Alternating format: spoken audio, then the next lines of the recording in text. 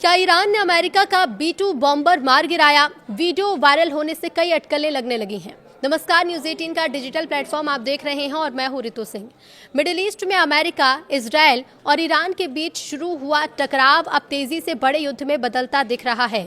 लड़ाई के पहले ही 24 घंटे में अमेरिका ने दावा किया कि उसने ईरान के 1000 से ज्यादा ठिकानों को निशाना बनाया। इन हमलों में मिसाइल ठिकाने, कमांड सेंटर और रिवॉल्यूशनरी गार्ड के अड्डे भी शामिल हैं। अमेरिकी सेंट्रल कमांड के अनुसार इस ऑपरेशन में stealth bomber, drone fighter jet और एंटी मिसाइल सिस्टम का इस्तेमाल किया गया। हमले कई चरणों में किए गए ताकि ईरान की जवाब देने की क्षमता कमजोर हो जाए। दूसरी तरफ इजरायल ने भी तेहरान समेत कई शहरों पर नए हवाई हमले करने का दावा किया। दूसरी तरफ ईरान पर हमले का बदला तो हिजबुल्लाह ले रहा है। लेबनान की ओर से इजरायल पर रॉकेट दागे गए हैं। बदले में इजरायल ने भी जोरदार पलटवार किया है। इस संघर्ष का असर अब सिर्फ ईरान और इजरायल तक सीमित नहीं है, बल्कि लेबनान की तरफ से इजरायल के हाइफा शहर की ओर रॉकेट दागे जाने की भी खबर है। इसके अलावा साइप्रस में ब्रिटेन के अक्रोतिरी एयरबेस पर ड्रोन हमले की जानकारी सामने आई। खाड़ी देशों में भी हालात तनावपूर्ण हो गए हैं। गल्फ कोऑपरेशन काउंसिल के सदस्य देशों ने आपात बैठक बुलाई। यूएई, सऊदी अरब, कतर, बहरीन, कुवैत और ओमान ने संयुक्त बयान जारी कर कहा कि नागरिक इलाकों पर हमला अंतर्राष्ट्रीय कानून का उल्लंघन है और जरूरत पड़ी तो अपनी सुरक्षा के लिए कड़ा कदम भी उठाया जाएगा। इधर ट्रंप ने माना और सैनिकों की मौत हो सकती है। अमेरिकी राष्ट्रपति डोनाल्ड ट्रंप ने कहा है कि ऑपरेशन अभी खत्म नहीं हुआ। उन्होंने माना कि इस युद्ध में अमेरिकी सैनिकों की जान भी जा सकती है। ट्रंप ने बताया कि अब तक 3 अमेरिकी सैनिक मारे गए हैं और आगे भी नुकसान हो सकता है। हालांकि उन्होंने कहा कि ये कार्रवाई दुनिया की सुरक्षा के लिए जरूरी है और अंत में इसका फायदा भी होगा। ट्रंप के बयान से ये तो साफ है कि अमेरिका फिलहाल पीछे हटने के मूड में नहीं है। अब इस युद्ध का असर दुनिया की अर्थव्यवस्था पर भी दिखने लगा है। अंतर्राष्ट्रीय बाजार में कच्चे तेल की कीमत तेजी से बढ़ी है और ये $80 प्रति बैरल के पार पहुंचा। विशेषज्ञों ने कहा कि अगर मिडिल ईस्ट में लड़ाई लंबी चली तो तेल सप्लाई प्रभावित हो सकती है और इससे दुनिया भर में महंगाई बढ़ेगी और कई देशों की अर्थव्यवस्था पर असर भी। सोशल मीडिया पर अब एक वीडियो वायरल है जिसमें दावा किया जा रहा है कि ईरान ने अमेरिकी B-2 स्टेल्थ बॉम्बर को मार गिराया। वीडियो में जलती हुई चीज गिरते और विस्फोट होते भी दिखी, लेकिन इसकी आधिकारिक पुष्टि अभी तक नहीं हुई। अमेरिकी अधिकारियों ने माना है कि ईरान पर हमलों के B-2 बॉम्बर का इस्तेमाल हुआ था, लेकिन किसी भी विमान के गिराए जाने की पुष्टि नहीं की गई। पेंटागन के मुताबिक हमले में सैकड़ों स्ट्राइक की गई और कई मिसाइल ठिकानों को निशाना बनाया गया। इधर संयुक्त अरब अमीरात में अमेज़न वेब सर्विसेज के एक डेटा सेंटर पर हमला होने के बाद आग लग गई।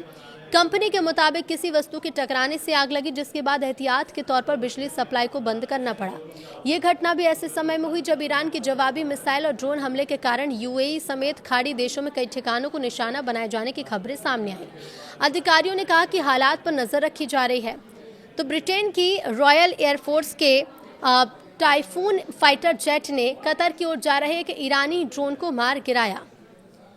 ब्रिटिश रक्षा मंत्रालय के मुताबिक ये कार्रवाई कतर के एयरस्पेस की सुरक्षा और क्षेत्र में ब्रिटिश हितों की रक्षा के लिए की गई।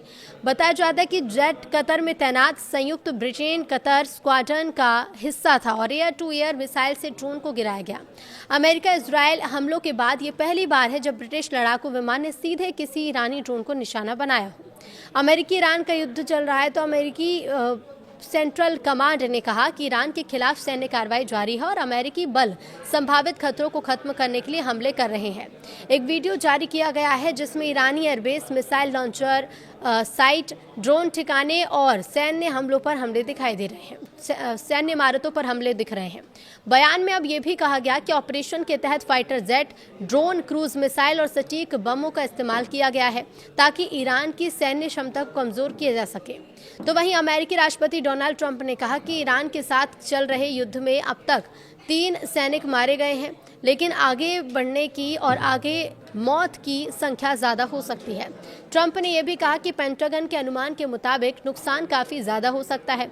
रिपोर्ट्स के अनुसार कुवैत में ड्रोन हमले में अमेरिकी सैनिकों की मौत हुई है और प्रशासन ने यह माना है कि ऑपरेशन लंबा चला तो हताहतों की संख्या और बढ़ सकती है।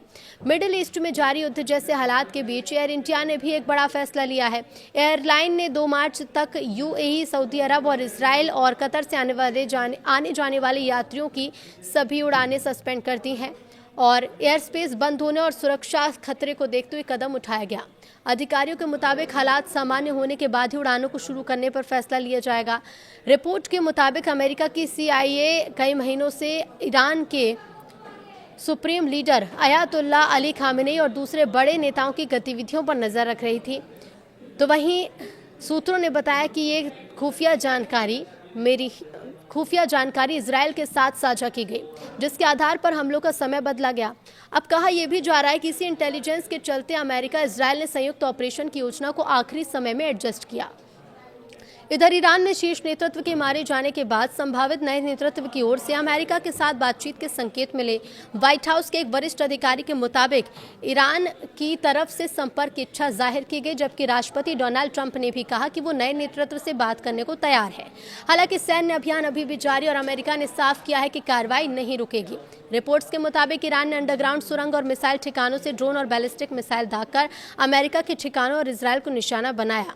रक्षा विश्लेषकों के मुताबिक ईरान के पास पहाड़ों के अंदर बने गुप्त टनल बेस हैं, जहां से मिसाइल और ड्रोन लॉन्च किए जाते हैं और ताकि उन्हें सैटेलाइट और हवाई हमलों से बचाया जा सके। अब ऐसे अंडरग्राउंड ठिकाने पहले भी ईरान की सैन्य रणनीति का हिस्सा रहे हैं और इन्हें लंबी लड़ाई के लिए तैयार किया गया। इजरायल की इमरजेंसी सर्विस मैगन डेविड एरोम के मुताबिक ईरान के साथ शुरू हुए युद्ध के बाद से अब तक कम से कम 10 लोगों की मौत हो चुकी है, 200 लोग घायल हो चुके हैं। और देखिए, अधिकतर मौतें बीते दिन कहाँ हुई हैं? शेमेश शहर में हुई, जहां पर एक रिहायशी इमारत का हिस्सा गिर गया, इस पर मिसाइल गिरी। कई लोग शेल्टर की ओर भागते समय घायल हुए। राहत टीमों ने सैकड़ों घायलों को अस्पताल पहुंचाया और कई जगह पर इमारतों में मलबे में बचाव अभियान चलाया। तो वहीं ब्रिटेन के प्रधानमंत्री कीर स्टारमर ने कहा है कि अमेरिका ईरान के मिसाइल ठिकानों के खिलाफ कार्रवाई के लिए ब्रिटिश सैन्य ठिकानों का इस्तेमाल करने की अनुमति दी गई है। तो वहीं उन्होंने कहा कि फैसला क्षेत्र में मिसाइल हमलों को रोकने और मिसाइल हमले रोकने और नागरिकों की सुरक्षा के लिए लिया गया। ब्रिटेन ने साफ किया कि वो सीधे हमले में शामिल नहीं होगा, लेकिन रक्षा कार्रवाई के तहत ड्रोन इंटरसेप्ट करने जैसी मदद जारी रहेगी।